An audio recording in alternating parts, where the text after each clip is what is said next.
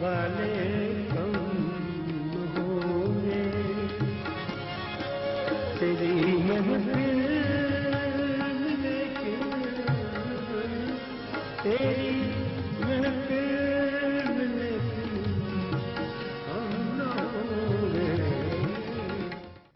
شہنشاہ غزل مہدی حسن ہم میں نہیں رہے۔ السلام علیکم، میں ہوں منیزہ جہانگیر اور آپ دیکھ رہے ہیں پاکستان پوچھتا ہے۔ اس سے پہلے ہم آج کا پروگرام ارسلان کیس پر شروع کریں، ہم مہدی حسن صاحب کو خراج عقیدت پیش کرنا چاہتے ہیں، اور اس سے بہتر خراج عقیدت کیا ہوگی کہ ہم ان کے سب سے بڑے فین سے بات کریں۔ ان کا سب سے بڑا فین ہے، اور آپ یقین نہیں کریں گے مگر پاکستان مسلم لیگ نون نواز کے سربراہ اور ان کے لیڈر میاں نواز شریف۔ میاں نواز شریف بہت بہت شکریہ ہمیں جوائن کرنے کا۔ سب سے پہلے میں آپ سے پوچھوں گی کہ شہنشاہ غزل مہدی حسن کو آپ کن الفاظ میں یاد کریں گے؟ منیزہ بہت بڑی شخصیت تھے اور مجھے ان سے بہت لگاؤ تھا، لگاؤ ہے، رہا ہے، اور میں یہ سمجھتا ہوں کہ بڑے دکھ کی بات ہے کہ آہستہ آہستہ اس طرح کے آرٹسٹ جو ہیں دنیا سے رخصت ہوتے چلے جا رہے ہیں۔ زمانہ تھا ایک جب ہر طرف ان کی آواز گونجتی تھی، بلکہ گیت آج بھی گونجتے ہیں، لیکن اس وقت یہ خود بھی بہت ایکٹیو تھے، اور یہ بہت ایک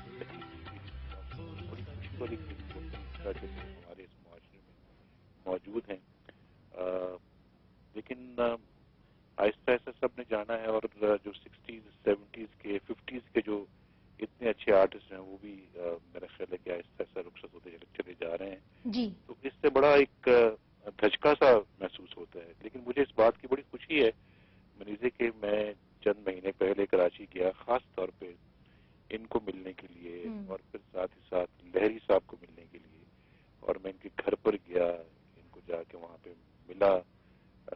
وہ ان کی طبیعت ناساز تھی، لیکن مجھے صرف وہاں جانے کی اور ان سے ملنے کی بڑی تمنا تھی، اور مجھے بڑی خوشی ہوئی کہ میں نے ان کو دیکھا۔ تو کچھ خاص باتیں ہوئیں آپ کے اور ان کے درمیان؟ جی نہیں، وہ بات کرنے کی پوزیشن میں نہیں تھے، اور ان کے بچوں سے بات ہوئی، ان کے بیٹوں سے ملا، ان کی بہوؤں سے ملا، اور ان کی بیٹیوں سے ملا، اور ان کے گھر میں میں کچھ دیر بیٹھا رہا، دیکھتا رہا، ان کے چہرے کی طرف دیکھتا رہا، تو دعا کی کہ اللہ تعالیٰ ان کو صحت دے۔ میاں صاحب، جتنے بھی آرٹسٹ ہیں وہ ہمیشہ شکایت کرتے ہیں، وہ کہتے ہیں کہ صوبائی حکومت اور جو وفاق کی حکومت ہے وہ آرٹسٹ کو سپورٹ نہیں کرتی، جس طرح کہ ہندوستان میں سپورٹ کیا جاتا ہے یا بنگلہ دیش میں بھی سپورٹ کیا جاتا ہے۔ تو کیا آپ ایک لیڈر ہیں اتنی بڑی جماعت کے، کیا اس موقع پہ آپ نے سوچا کہ ہم کس طرح آرٹسٹ کو، ہمارے جو گلوکار ہیں جو اس طرح بکھر جاتے ہیں یا باہر جا کے شہرت پاتے ہیں، ان کے لیے کچھ کرنا چاہیے اس ملک کے اندر؟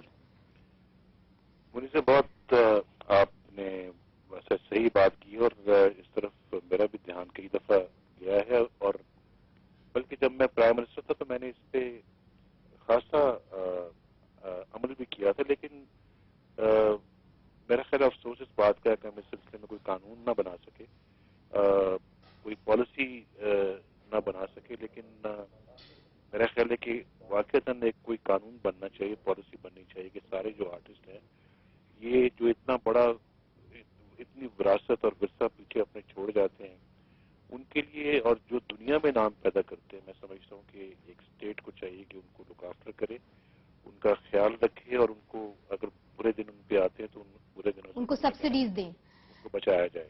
میاں صاحب، کوئی غزل یا کوئی ایسا گیت آپ کے دماغ میں آتا ہے جو مہدی حسن نے کبھی گنگنایا ہو، آپ گنگنانا چاہیں آج؟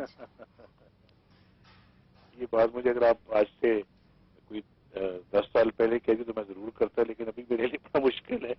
آج کل آپ گنگناتے نہیں ہیں، کیا وجہ ہے؟ کیا بہت زیادہ ٹینشن ہے، پولیٹیکل سیاسی ٹینشن ہے؟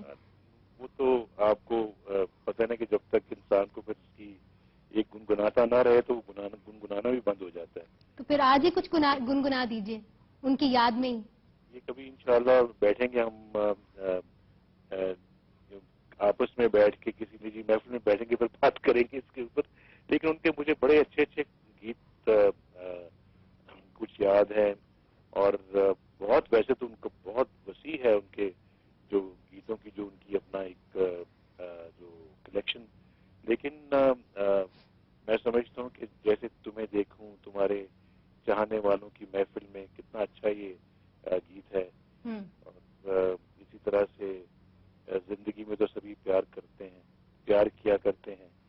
اور پھر اور بھی بہت سارے، ایک آج بھی ٹی وی پہ لگا ہوا تھا، مجھے بڑا دیکھ کر وہ گانا اور غزل یاد آ رہی تھی، اور بہت ہی وہ ایک رس کھول رہی تھی میرے ذہن میں. اور وہ آج کے دن کی مناسبت سے بھی بہت وہ فٹ تھی، وہ کہ ہم چلے اس جہاں سے.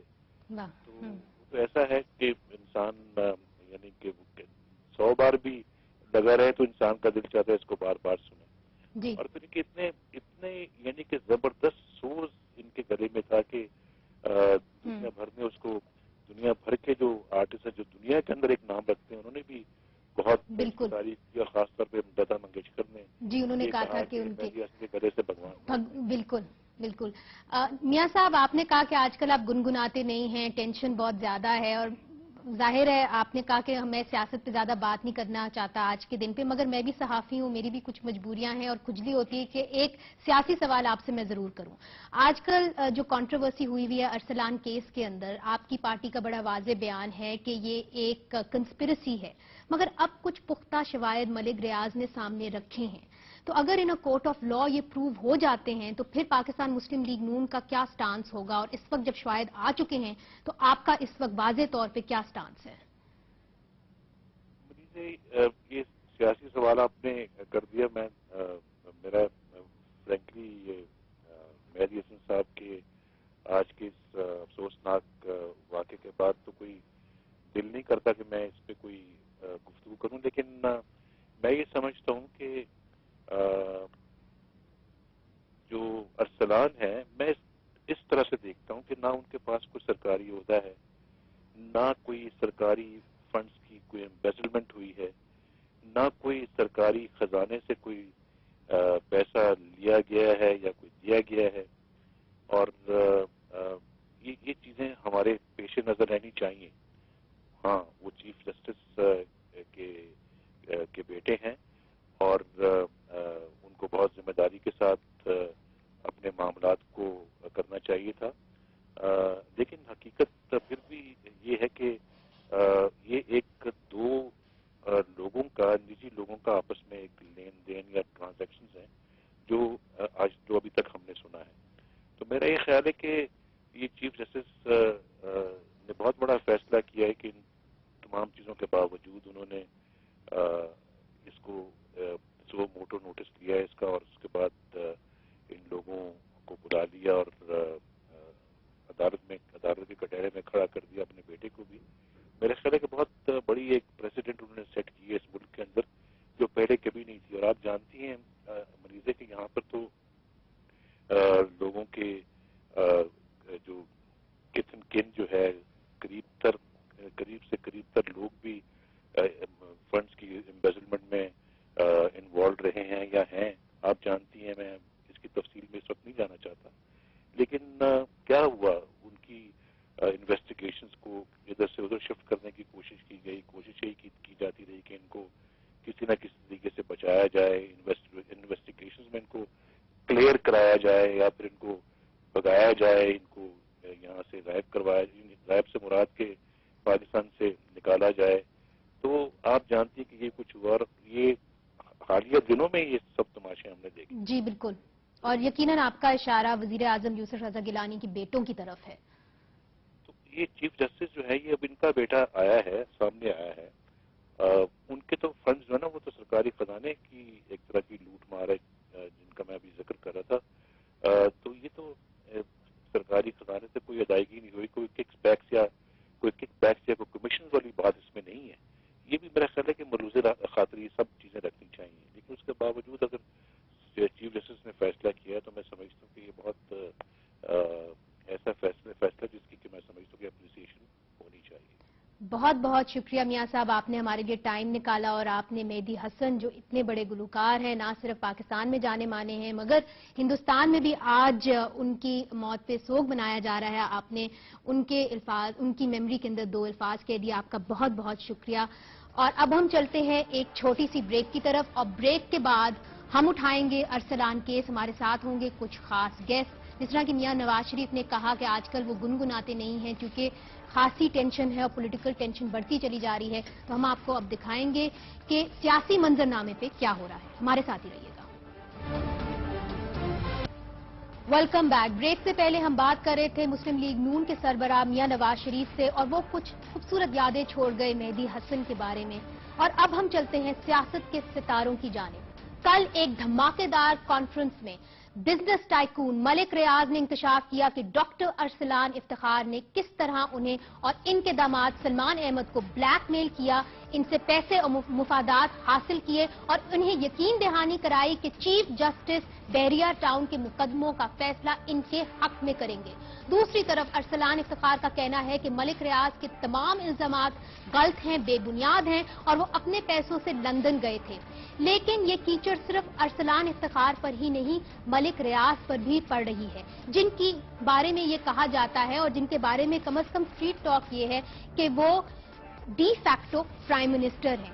کیا ملک ریاض اس ملک کے ڈی فیکٹو پرائم منسٹر ہیں؟ اور کیا ہماری انسٹیٹیوشنز پوری طریقے سے اور ہر انسٹیٹیوشنز کرپشن کے کیچڑ سے داغ ہے؟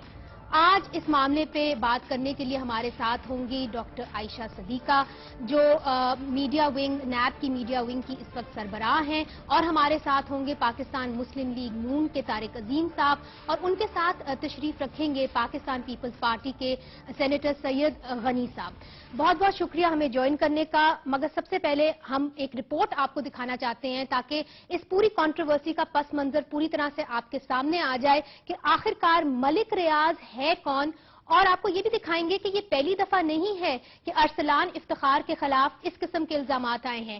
2007 میں بھی اس قسم کے الزامات آئے تھے، مگر وہ ملک ریاض کی طرف سے نہیں آئے تھے، وہ آئے تھے مشہور اینکر اور ایڈوکیٹ نعیم بخاری کی طرف سے۔ آئیے دیکھتے ہیں۔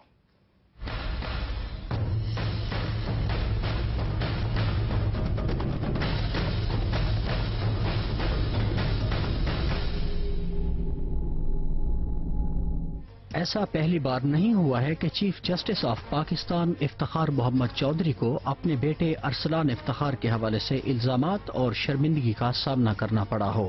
اس سے قبل فروری 2007 میں مشہور ٹی وی اینکر اور سپریم کورٹ کے وکیل نعیم بخاری نے چیف جسٹس آف پاکستان کو لکھے گئے ایک کھلے خط سے بھی تنازع نے جنم لیا تھا۔ نعیم بخاری نے اس خط میں چیف جسٹس آف پاکستان کو توجہ دلائی کہ ان کے خلاف شکایات میں اضافہ ہو رہا ہے، جیسے انہوں نے بطور chief justice of Pakistan Peshawar میں گارڈ آف آنر لیا، شیخوپورہ میں فاتحہ کے لیے پنجاب حکومت کے زیر استعمال ہیلی کاپٹر کو استعمال کیا۔ اس کے علاوہ سپریم کورٹ کی سرکاری رہائش گاہ کے حوالے سے اعتراضات کے ساتھ ساتھ سب سے بڑا الزام ان کے بیٹے ارسلان افتخار کو غیر قانونی طور پر پولیس میں شامل کروانا تھا، حالانکہ وہ مقابلے کے امتحان CSS میں کامیاب نہیں ہو سکے تھے۔ ارسلان افتخار پہلے محکمہ صحت بلوچستان میں تھے، پھر FIA میں منتقل ہوئے اور اس کے بعد پولیس میں ان کو ASP بنا دیا گیا۔ یہ تمام الزامات نعیم بخاری کی طرف سے لگائے گئے اور چیف جسٹس آف پاکستان پر ان الزامات کی وجہ سے دباؤ میں اضافہ ہوا۔ اس خط کے نتیجے میں نعیم بخاری کو وکلاء کے حلقوں کی جانب سے سخت رد عمل کا سامنا کرنا پڑا۔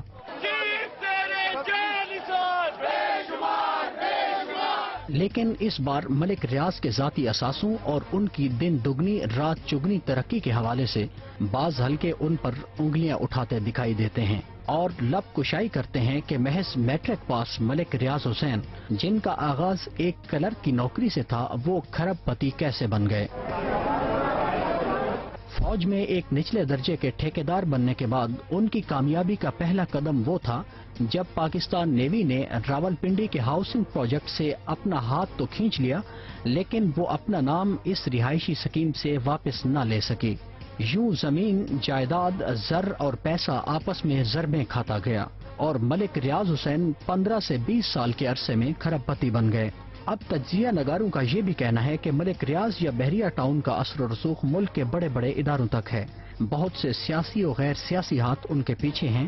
دیکھنا یہ ہے کہ ملک ریاض کی طرف سے کھولا گیا پینڈورا باکس کیا رنگ لائے گا. کیا یہ عدلیہ پر ایک بدنما داغ چھوڑے گا یا کہانی کا انت ملک ریاض کے احتساب کی صورت میں سامنے آئے گا؟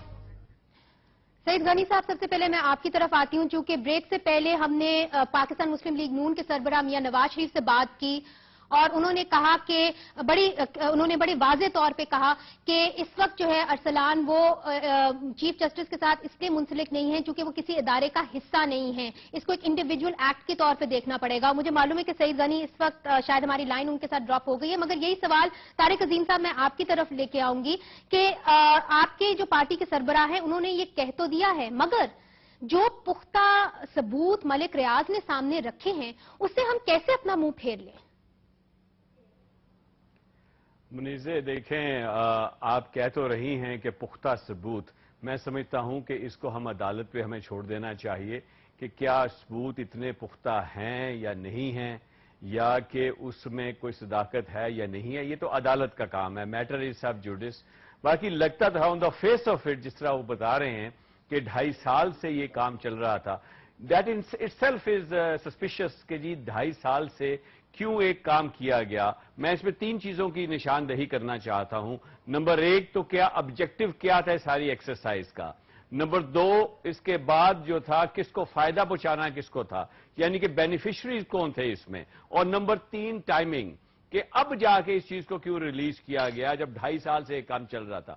تو یہ ساری چیزیں ہیں جو کہ میرا خیال ہے کہ ہم کو سامنے رکھنی چاہیے. اب اس پہ قیاس سرائیاں تو بہت ہو رہی ہیں. جیسے آپ نے بالکل ٹھیک کہا، عدالت کے اندر میں بھی کل موجود تھا سارا دن، جو عدالت کے اندر جو کارروائی ہوئی وہ اپنی جگہ پہ وہ اتنی زیادہ کو میں سمجھتا ہوں دھماکے خیز کارروائی نہیں تھی. لیکن بعد میں جو پریس کانفرنس کی گئی اس میں ایسے الزامات لگا دیے گئے کہ میں سمجھتا ہوں اسلام آباد میں بہت بڑا زلزلہ آ گیا اس کی وجہ سے. اور جی طارق عظیم صاحب، آپ نے ایک اہم پوائنٹ اٹھایا کہ کورٹ کے اندر اتنا دھماکہ خیز مواد سامنے نہیں آیا مگر کورٹ کے باہر آیا. ایسا کیوں ہوا کہ انہوں نے پہلے کیا کورٹ کو ٹیسٹ کیا اور پھر باہر جا کے میڈیا سے رابطہ کیا، میڈیا کے سامنے چیزیں رکھی؟ ایسا کیوں ہوا؟ کل جی کورٹ کے اندر ملک صاحب نے صرف تھوڑی دیر کے لیے، یعنی 1 منٹ سے کم عرصے کے لیے انہوں نے جا کے بات کرنی چاہی. تو اس ججوں نے کہا جی آپ نے جو جواب دینا ہے، جس کے بارے میں انہوں نے بتانا تھا کہ ان کے داماد جو ہے اس لندن میں کیا کام کرتے ہیں، تو انہوں نے خود ایڈریس کرنا چاہا. تو بینچ نے کہا جی جو بھی آپ نے کہنا، آپ کے ایڈوکیٹ آپ بخاری صاحب آپ کے ساتھ کھڑے ہیں، ان کو آپ بتا دیں، وہ ہمیں بتا دیں گے.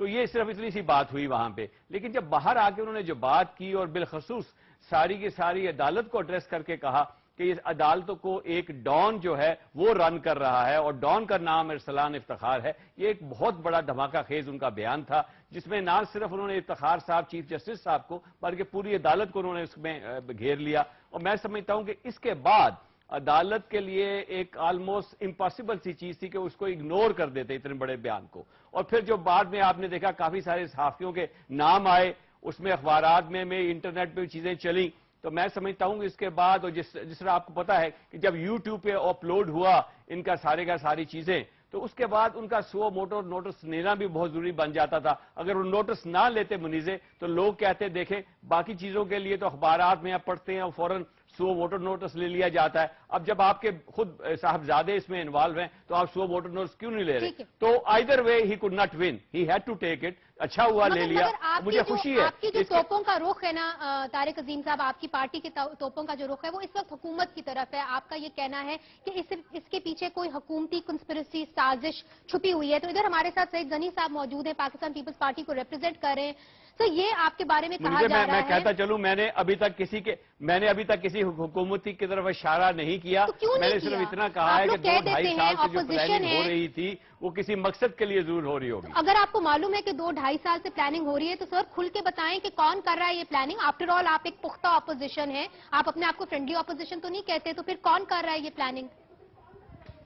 منیزے جو بھی کر رہا تھا، آپ کو اس اشارہ جو ہے یہی کافی ہے کہ جو بھی اس قسم کی پلاننگ کر رہا ہوگا فائدہ انہی کو ہونا تھا جنہوں نے اس وقت کیسز ہیں جن کے پالے وہاں پہ عدالت میں. چلیں یہ تو بات واضح ہے کہ کیسز اس وقت پاکستان پیپلز پارٹی کے سپریم کورٹ کے سامنے ہیں. سعید غنی صاحب آپ کیا کہنا چاہیں گے اس کے اوپر، چونکہ توپیں جو ہیں وہ آپ کی پارٹی کی طرف ہیں کہ آپ کی پارٹی اس وقت جو ہے سازش کر رہی ہے سپریم کورٹ کے خلاف؟ منیزہ یہ تو بڑی عجیب سی بات ہے کہ سازش کرنے کا الزام ہم پہ لگا رہے ہیں لیکن کسی کے پاس ثبوت کوئی نہیں ہے.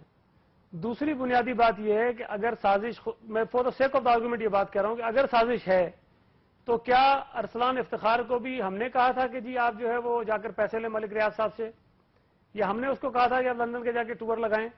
تو یہ جانی چاہیے ارسلان افتخار کی طرف باتیں ساری کہ اگر سازش ہوئی ہے تو میں سمجھتا ہوں کہ اس کا سب سے بڑا کردار تو ارسلان خود ہے. لیکن اس سازش میں ایک اور چیز بنیادی طور پر رکھنا چاہتا ہوں آپ کے سامنے کہ اگر یہ سازش ہے، سپریم کورٹ کے پاس بہت اچھا موقع ہے. ارسلان افتخار کے خلاف اگر الزامات ثابت ہوتے ہیں انہیں سزا دے دیں، ساری دنیا کے سامنے سپریم کورٹ کا قد بھی اونچا ہوگا، چیف جسٹس صاحب کی عزت میں مزید اضافہ ہوگا. تو یہ سازش تو کہیں کی نہیں رہے گی اس کے بعد. تو یہ عجیب سی بات کہی جا رہی ہے. اور جہاں تک مقدمات کی بات ہے، ہمارے خلاف تو جتنے فیصلے آنے تھے وہ آ گئے، پیچھے بچا کیا ہے؟ اب جو مقدمات جن کے اوپر فیصلے ہونے ہیں وہ تو پی ایم ایل این کے خلاف ہونے ہیں جو کیسز چل ہی رہے ہیں پچھلے کافی عرصے سے. تو میں اگر اس کو اس طرح لے لوں کہ یہ سازش شاری جو ہے وہ پی ایم ایل این نے کی تھی تاکہ پیپلز پارٹی کو اس کا مورد الزام ٹھہرایا جا سکے، تو کیا ان کے پاس کوئی ثبوت ہے یہ ثابت کرنے کے لیے کہ یہ سازش انہوں نے نہیں کی ہے؟ تو یہ عجیب سی باتیں کرتے ہیں. میں سمجھتا ہوں کہ اس طرح کی باتیں نہیں کرنی چاہیے. یہ بہت ہی سینسیٹیو مومنٹس ہیں. عدلیہ کے خلاف اگر ایسی چیزیں آ رہی ہیں تو ہمیں اس سے دکھ ہو رہا ہے. ہمیں عدلیہ کے خلاف ان چیزوں پہ خوشی کی بات نہیں ہمارے لیے یہ. عدلیہ کے ہمیں جتنی بھی اس پر اعتراضات ہوں، جتنے بھی ریزرویشنز ہوں، لیکن خدا نہ خواستہ ہم یہ کبھی بھی نہیں چاہیں گے کہ اس ملک کی عدالتیں کمزور ہوں. اور میں آج بھی یہ پیپلز پارٹی کا ایک سینیٹر ہونے کے ناطے آپ کو کہہ رہا ہوں، عدلیہ سے بہت ساری شکایات کے باوجود میں یہ سمجھتا ہوں کہ یہ عدالتیں ماضی کی عدالتوں سے نسبتاً بہت بہتر ہیں اور ان عدالتوں میں مزید بہتری آنی چاہیے. پیپلز پارٹی عدالتوں کا ہمیشہ وکٹم رہی ہے. ہمیں پیپلز پارٹی کو، ہمارے کارکنوں کو، ہماری قیادت کو، پیپلز پارٹی کہ جتنے رہنما تھے ان کو عدالتوں سے نقصان پہنچا ہے. ہم یہ باتیں سن چکے ہیں. غنی صاحب مجھے اجازت دیجیے، میں نے ایک بریک لینی ہے. آپ نے بات بالکل صحیح کی کہ اس وقت ہمیں انسٹیٹیوشنز کا احترام کرنا چاہیے، مگر کوئی بھی اس وقت سیاستدان ہمیں صحیح کھری بات نہیں بتا رہا. مگر یہاں پہ سب جسے کہتے ہیں مفروضوں میں بات نہیں کر رہے. ہم بات کریں گے عائشہ صدیقہ سے. انہوں نے ایک بہت مشہور کتاب لکھی ہے ملٹری انک. وہ سب سے پہلی کتاب تھی جنہوں نے تحقیقات کی اور پہلی دفعہ یہ سامنے لائے کہ اس وقت آرمی کے کتنے اثاثے ہیں. انہوں نے پہلی دفعہ ملک ریاض کا نام اس کتاب میں لیا تھا. وہ پہلی خاتون تھی جنہوں نے ملک ریاض کو ایک تفصیلی انٹرویو ان کا کیا تھا. ان سے جاننے کی کوشش کریں گے کہ آخرکار ملک ریاض کے اثاثے کیسے بنے اور کیا حقیقت ہے اور کیا مفروضہ. اس پہ ہم بات کریں گے ایک چھوٹی سی بریک کے بعد. Welcome back. ہم بات کر رہے ہیں ارسلان کیس کی اور اب یہ سوال تو شدت سے اٹھایا جا رہا ہے کہ عدلیہ جیسے ادارے پر لگائے جانے والے ایسے الزامات کا انجام بالآخر کیا ہوگا اور کیا کرپشن کی لعنت پاکستانی عوام کی آخری امید کو بھی لے ڈوبے گی. کیا یہ صرف کرپشن کا ایک عام کیس ہے یا اس سے ملک میں اداروں کے درمیان تصادم کی نشاندہی ہو رہی ہے اور کون کرے گا احتساب، کیونکہ اس حمام میں تو سبھی ننگے ہیں. عائشہ صدیقہ صاحب ہمارے ساتھ موجود ہیں. یہ نیب کی میڈیا ونگ کی چیئرپرسن اسپوکس پرسن بھی ہیں اور انہوں نے ایک کتاب لکھی ہے ملٹری انک جو ڈیٹیلڈ انویسٹیگیشن کرتی ہے آرمی کے فوج کے اثاثوں کے بارے میں. عائشہ صدیقہ صاحبہ، سب سے پہلے ملک ریاض کا نام آپ کے ایک انٹرویو میں شائع ہوا تھا. آخرکار ملک ریاض نے اتنے پیسے کیسے بنائے پچھلے 20 سالوں کے اندر؟ منیزہ، میں جو یہاں بات کر رہی ہوں میں نیب کی اسپوکس پرسن نہیں بلکہ اب ایک رائٹر کی حیثیت سے بات کر رہی ہوں کیونکہ میں نے تحقیق کی ہے ان چیزوں پہ. جو پہلی دفعہ ذکر تھا جی وہ یہ تھا اس حوالے سے کہ مڈ 1990s میں جو بننی شروع ہوئی، جو ملک صاحب اوپر جانے شروع ہوئے، اس کا قصہ یہ ہے کہ مڈ 1990s میں ان کی بحریہ فاؤنڈیشن جو ہے جو کہ نیوی کی ویلفیئر آرگنائزیشن ہے، اس کے ساتھ ایک ڈیل ہوئی اور وہ ڈیل یہ تھی کہ 10% شیئر بحریہ کے تھے اور 25% ٹوٹل پلاٹس جو تھے وہ دیں گے ملک صاحب ڈیولپ کر کے ان کو، یا ان 25% جو پلاٹس ہے اس کی قیمت 1 لاکھ روپے مختص کی گئی تھی کہ یا وہ دیں گے. جب یہ ڈیل ہو گئی، اور یہ صرف راولپنڈی میں نہیں تھی، یہ راولپنڈی اور لاہور میں 2 مختلف سکیمز میں یہ پارٹنرشپ ہوئی تھی. بعد میں شور مچنا شروع ہوا اور خود نیوی کے اندر ہوا، اور ایڈمرل فصیح بخاری جو اس وقت چیئرمین ہیں نیب کے، وہ کہتے ہیں کہ 1997 میں انہوں نے خود ایک انکوائری کنڈکٹ کروائی تھی، اور اس کے بعد ISI نے بھی شاید ایک انکوائری کی تھی، ان کا کہنا ہے، جس میں کوئی ایسے ریزلٹس جو ہیں ان کے خلاف نہیں نکلے. لیکن 2000 میں بحریہ فاؤنڈیشن سے نے اپنی پارٹنرشپ جو ہے وہ ختم کر دی. مزے کی بات ہے جب آپ بات کرتے ہیں ملک صاحب کی، تو بڑی جو دلچسپ بات ہے وہ یہ ہے کہ کسی پوائنٹ پہ ان کا رستہ کسی نے روکا نہیں، بلکہ 2 ایسے کیسز ہیں.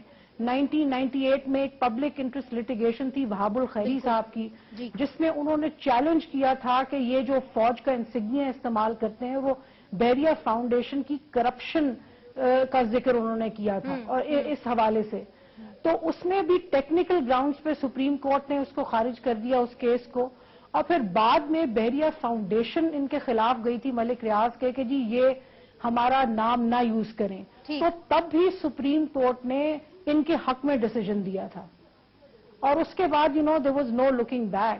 وہ بڑھتے اوپر چلتے گئے. اچھا عائشہ صدیقہ صاحبہ، یہ بھی بتائیے، چونکہ آپ نیب سے بھی منسلک ہیں، ضرور آپ ایک آتھر ہیں، انڈیپینڈنٹ آتھر ہیں، اور میرا خیال میں آپ نے سب سے ڈیٹیلڈ کتاب چھاپی ہے اس ایشو کے اوپر، مگر یہ بھی ایک الزام لگایا جاتا ہے نیب کے چیئرمین کے اوپر، فصیح بخاری کے اوپر، کہ وہ اس وقت ایک نیوٹرل پارٹی نہیں ہے، کیونکہ ان کی جو بیٹی ہیں وہ اس وقت بحریہ ٹاؤن کے اندر نوکری کر رہی ہیں.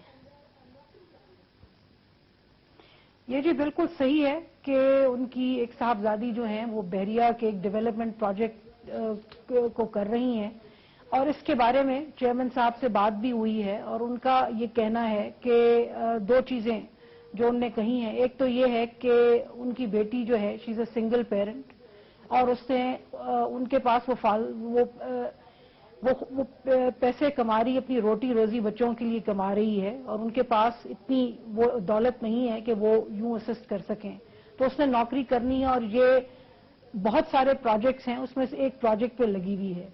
دوسری بات یہ ہے جی کہ جو چیز اب یہ تو عوام ہے کہ وہ اس کو، یا آپ لوگ اس کو مانیں یا نہ مانیں، لیکن یہ کہ جب وہ ہمارے پاس پہنچا آج سے کچھ 5-6 دن پہلے ہمارے ایک ذیلی دفتر سے وہ کیس جو کہ کرنل طارق کمال نے DHA بحریہ کے اوپر کیا ہوا ہے، تو آفس سے آیا کہ جی اس کو نو فردر ایکشن کریں، تو چیئرمین صاحب نے خود اس کا نوٹس لیا، اور انہوں نے اس کی اور انہوں نے انکوائری آتھرائز کی. یہ جو کمپلینٹ آئی تھی انیشلی DHA کے خلاف آئی تھی، DHA میں نام لیا جا رہا ہے اس پارٹنرشپ میں ملک ریاض صاحب کا، ان کے بحریہ کا، اور چیئرمین صاحب کا یہ بالکل ایشورنس ہے، گارنٹی ہے کہ جی بالکل ٹرانسپیرنٹ یہ انویسٹیگیشن ہوگی، اور بالکل نتیجہ سامنے آپ رکھ کے خود ہی دیکھیے گا کہ کیا وہ ایک پارشل ہیں یا امپارشل پارٹی. مگر عائشہ صدیقہ صاحبہ، یہ کہا جاتا ہے کہ جو فصیح بخاری اپوائنٹ ہوئے وہ ملک ریاض کی ریکمنڈیشن سے، ان کی سفارش سے آصف علی زرداری صاحب نے ان کو، صدر صاحب نے ان کو اپوائنٹ کیا، یہ بھی کہا جاتا ہے. اور ہم دیکھ رہے ہیں کہ بلکہ آپ نے خود اس کا نوٹس لیا ہے کہ جو راولپنڈی نیب ہے اس نے یہ کیس ان کو کھول دینا چاہیے تھا اس سال کے شروع میں، مگر انہوں نے اب جا کے اس مہینے جب یہ کیس سامنے آیا ہے ارسلان کیس، تب انہوں نے جا کے کھولا. تو دھاندلی تو نہیں ہم کہیں گے، مگر ڈڈ دے لک دی ادر وے؟ دیکھیں جی، اس میں ایک چیز بتاؤں کہ جو اپوائنٹمنٹ ہے فصیح بخاری کی، وہ تو میں پریزیڈنٹ زرداری کی اسپوکس پرسن بالکل نہیں ہوں، سو وہ تو ان سے ہی جا کے پوچھیں. اینڈ آئی ایم شیور بات یہ ہے کہ لوگ جب صدر بناتے ہیں لوگوں کو، بہت سارے لوگوں سے وہ ریکمنڈیشن پوچھتے ہوں گے، وہ آرمی چیف سے بھی پوچھتے ہیں اور بہت سارے لوگوں سے پوچھتے ہیں. تو یہ صدر صاحب کا مسئلہ ہے، یہ ہمارا مسئلہ نہیں ہے. دوسری بات یہ ہے جی کہ جو میں نے جو آپ کو بتایا نا جی کہ جب ہمارے پاس یعنی کہ ہیڈ کوارٹر کے پاس جہاں بخاری صاحب بیٹھے ہیں، جب ان تک یہ پہنچی، یہ ایک ڈاکیومنٹ پہنچا ان کے ذیلی دفتر کا پنڈی کا، تو انہوں نے اس کو فوراً رد کیا، بلکہ انہوں نے کاؤنٹر انکوائری، 2 انکوائریز ہم نے شروع کی ہیں. ایک انکوائری یہ ہے کہ دوبارہ اس کیس کو کھولا جائے، کیونکہ وہ کہتے ہیں کہ جی اس میں 120,000 1,20,000 तकरीबन इसके इफेक्टिव्स हैं और लोगों को रिलीफ बिल्कुल मिलेगा। दूसरी इंक्वायरी जो की है वो ये है कि इंटरनल इंक्वायरी है कि ये किस तरह किसने NFA रिकमेंड किया है। ठीक जी, तारिक अजीम साहब, क्या आपको नैब के ऊपर यकीन है? क्या आप उनके ऊपर एतमाद करते हैं कि ये एक साफ और शफाफ इंक्वायरी कर सकते हैं? क्योंकि जो इल्जामात नैब के ऊपर आए हैं कि फसी बुखारी की बेटी बैरिया टाउन में नौकरी करती हैं, वो न्यूट्रल नहीं है, नैब के कुछ अफसरान रावलपिंडी के अंदर न्यूट्रल नहीं है, तो क्या आपको एतमाद है नैब के ऊपर? मुनीज़, जैसे आपने बात की है, इसमें ज़ाहरन तो ऐसे है कि कॉन्फ्लिक्ट ऑफ इंटरेस्ट जरूर लगती है।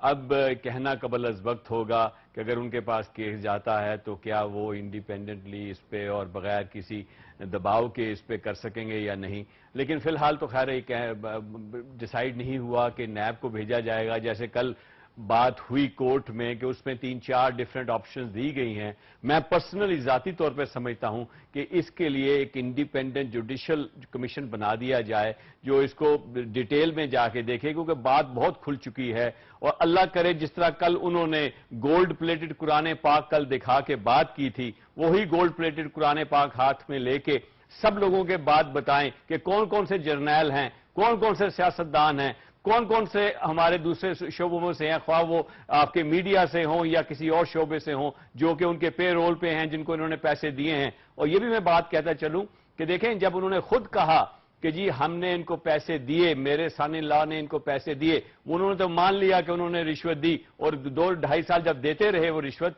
तो किसी वजह से तो देते रहे होंगे। अब अरसलान साहब कहते हैं मैंने, अरसलान साहब ने रिश्वत ली, वो डिनाई करते हैं, लेकिन ये तो कोर्ट डिसाइड करेगी। लेकिन एक तरफ से तो उन्होंने मान लिया कि हमने दी, बल्कि उसके तो उन्होंने साथ उसके सबूत भी लगाए हुए हैं। अब उसमें कितनी सदाकत है मैं कह नहीं सकता। ठीक है तारिक अजीम साहब, हमने एक ब्रेक पे जाना है, आपने कहा मैटर इज सब जुडिस, मगर वजीर आजम यूसुफ रज़ा गिलानी ने भी एक बयान दिया है। उन्होंने कहा है कि मलिक रियाज हम सबके दोस्त हैं।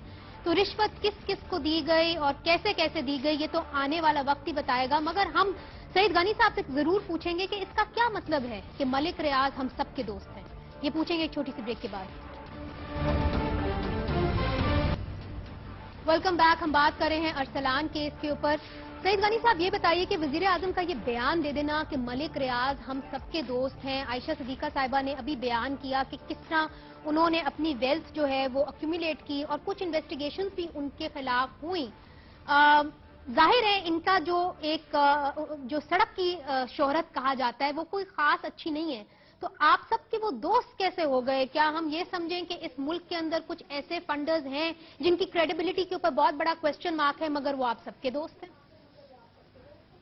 मुनीर, पहली बात तो ये कि मैं ना तो यहाँ मलिक रियाज साहब को डिफेंड करने बैठा हूँ और ना मैं उनको जानता हूँ, ना मेरी कभी मुलाकात हुई, ना मैंने कभी उनको देखा है।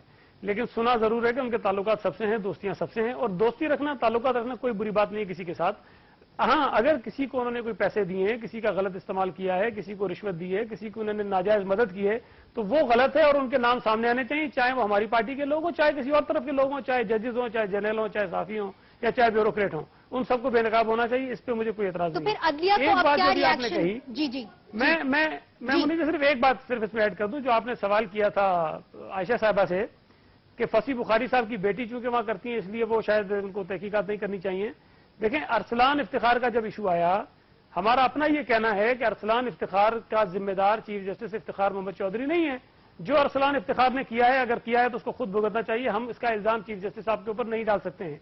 इसी तरह फसी बुखारी साहब की बेटी अगर कहीं काम कर रही हैं तो मैं नहीं समझता कि फसी बुखारी साहब इतना असरअंदाज हो सकते हैं कि वो पूरे इदारे में काम करने वाले लोगों को इन्फ्लुएंस करें और उनसे कहें कि इनकी इस तरह की इंक्वायरी करो, इस तरह की नहीं करो। अनटिल एंड अनलेस के फसी बुखारी साहब के ऊपर कोई जुर्म साबित न हो जाए, कोई बात साबित न हो जाए कि इन्होंने इंक्वायरी के अंदर इंटरफेरेंस की और लोगों को एक फेयर इंडिपेंडेंट इंक्वायरी नहीं करने दी है, तब ये बात करनी चाहिए। अदरवाइज यकीनन उनकी बेटी 18 साल से बड़ी होगी, अलग रह रही होगी, कोई अपना नौकरी कर रही होगी। आपके फॉर्मर मिनिस्टर ने, religious affairs minister Saeed Kazmi साहब ने आके बयान दिया कि जिस तरह मैं जेल के अंदर हूं, मेरे ऊपर इल्जामात हैं, उस तरह चीफ जस्टिस को भी रिजाइन कर देना चाहिए, इस्तीफा दे देना चाहिए, जब तक के उनके बेटे। आपकी पार्टी का ऑफिशियल पोजीशन इस पे क्या है कि जिस तरह तारिक अजीम साहब ने कहा कि जुडिशियल कमीशन बैठ जानी चाहिए, आपकी ऑफिशियल पोजीशन क्या है? क्या जुडिशियल कमीशन बैठनी चाहिए?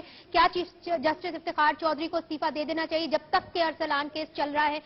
Official party position please.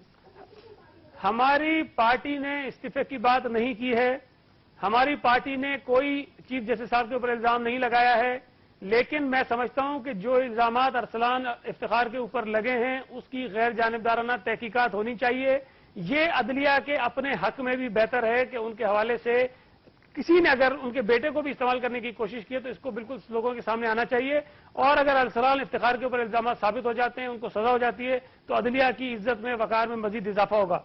दूसरी बात जो अब हामिद सईद काज़मी साहब की कह रही है, देखिए काज़मी साहब के साथ जो कुछ सुप्रीम कोर्ट में हुआ है उनके ऊपर 1 रुपए का इल्जाम साबित नहीं हुआ और 1 साल से ज्यादा तो वो एक अलग प्रोग्राम है, जमानत नहीं मिली, अलग दी जा रही प्रोग्राम है। करेंगे। इस वक्त हम अरसलान केस के ऊपर फोकस करना चाह रहे हैं। सईद साहब मुझे जरा इजाजत दीजिए, चूंकि वक्त कम होता है। आयशा सिद्दीका साहिबा मैं आपकी तरफ आऊंगी। इन्होंने ये कह दिया कि जी फसी बुखारी की बेटी काम करती है मगर उनका कोई ताल्लुक नहीं। नवाज शरीफ साहब ने ये कह दिया कि जी अरसलान का कोई ताल्लुक नहीं अपने वालिद से। तो फिर क्या हो रहा है इस मुल्क के अंदर? क्या जो लड़के हैं चाहे वो किसी के भी बेटे हों, क्या यहाँ पे एक लूटमार का बाजार गर्म हुआ है? हम क्या समझें? इसलिए चूंकि लोग जो हैं इस वक्त बड़े कंफ्यूज्ड हैं और वो ये जानने की कोशिश कर रहे हैं कि एक अदारे के ऊपर इस किस्म के जो एक चैलेंज आया है वो अदारा कैसे इस चैलेंज से निपटेगा। एंड आप एक एनालिस्ट भी हैं, how do we go forward as a society? देखिए जी, बड़ा मुश्किल सवाल है। मेरे ख्याल में ये बात हमें समझनी चाहिए कि इस स्कैंडल का जो सबसे बड़ा असर है वो खुद जुडिशरी एक एज एन इंस्टीट्यूशन उस पर है। क्योंकि बात यह है कि जैसे तारिक अजीम साहब ने बात की कि जुडिशल कमीशन होना चाहिए, लेकिन एक सवाल फिर उठता है कि वो सारे ब्रदर जजेस जो हैं क्या वो इस पोजीशन में होंगे, क्योंकि चीफ जस्टिस तो चीफ जस्टिस हैं। मेरे ख्याल में एक बड़ा कड़ा वक्त है इंस्टीट्यूशनल, और बहुत सारे सवाल हैं। मेरे ख्याल में बिल्कुल उसी तरह जो जैसे पहले भी बात हो रही थी, आपने 2 यहाँ सवाल मुझसे पूछे हैं बड़ी ब्रीफली। जहां तक बात है कि क्या नैब तहकीक करेगा, मेरे ख्याल में अब फसी बुखारी साहब पे ज्यादा उन पे ये प्रेशर होगा कि वो बिल्कुल साफ शफाफ और सही इसकी इन्वेस्टिगेशन कराएं। वो लोगों के सामने हम उनको अपडेट करते रहेंगे, पेश करते रहेंगे। मेरे ख्याल में ये फैसला आवाम करेगी जी। और लोगों पे मेरे ख्याल में एक ही असूल जो है ना वो करना चाहिए, एक के लिए एक और दूसरे के लिए दूसरा नहीं होना चाहिए। जी आयशा, इधर मैं मेरे ख्याल में इधर मैं आखिरी सवाल तारिक अजीम साहब से करना चाहूंगी। तारिक अजीम साहब, आप स्टेट मिनिस्टर फॉर इतलात और नशरियात थे मुशर्रफ दौर की वक्त, और आपने उस वक्त चीफ जस्टिस उस वक्त हिरासत में थे, हाउस अरेस्ट थे, और आपने एक बयान दिया था। आपने कहा कि जो चीफ जस्टिस हैं वो न्यूट्रल नहीं है, उनके पॉलिटिकल माइंडर्स जो हैं वो एक सियासी स्टेज उनके लिए सेट किए हुए हैं। क्या आज आपका जो वो राय है वो तब्दील हो गई है? देखिए, मैं चूंकि उस वक्त हुकूमत में था, आपने जो बयान अभी बताया है, अगर मैंने दिया है बयान, तो जो भी दिया उस वक्त और जो गलतियां पिछले दौर में हुई या मुशर्रफ साहब ने की या मुशर्रफ साहब की हुकूमत ने की, उसका खमियाजा तो भुगत लिया उस वक्त की हुकूमत ने। अब मैं सिर्फ इतना ही कहना चाहूंगा कि माजी से खुदारा सीखिए, माजी से सबक हासिल कीजिए, और अब जो बात की जा रही है, अल्लाह करे मेरी बात गलत हो और ये मुझे जो कहा जाए या मैंने पढ़ा है कि शायद दोबारा स्टेज सेट की जा रही है कि सदर साहब की तरफ से एक जो है दोबारा उनके खिलाफ रेफरेंस तैयार किया जाए और इस तरह से उनको रास्ते से हटा दिया जाए। अगर इस किस्म की कोई होती है, स्टेप लिया जाता है, तो नहायत ही गलत स्टेप होगा। बहुत ना ही मैं समझता हूं कि ये भी बहुत बहुत शुक्रिया। अनफॉर्चुनेटली हमारे प्रोग्राम का वक्त बिल्कुल खत्म हो गया। बहुत अहम बात की आपने तारिक अजीम साहब, सईद गनी साहब और आयशा सिद्दीका साहिबा, बहुत बहुत शुक्रिया हमें अपने वक्त देने का। तो ये बात तो साफ हो चुकी है कि आने वाले वक्त जो है पाकिस्तान के अंदर यहाँ पे फिर से पॉलिटिकल एक्टिविटी गर्म होगी और फिर से सबकी नजरें सुप्रीम कोर्ट की तरफ होंगी। इस वक्त सुप्रीम कोर्ट क्या करेगी, ये एक सबसे अहम डेवलपमेंट होगी। इसको हम देखते रहेंगे, हमारे साथ ही रहिएगा और देखते रहिए एक्सप्रेस।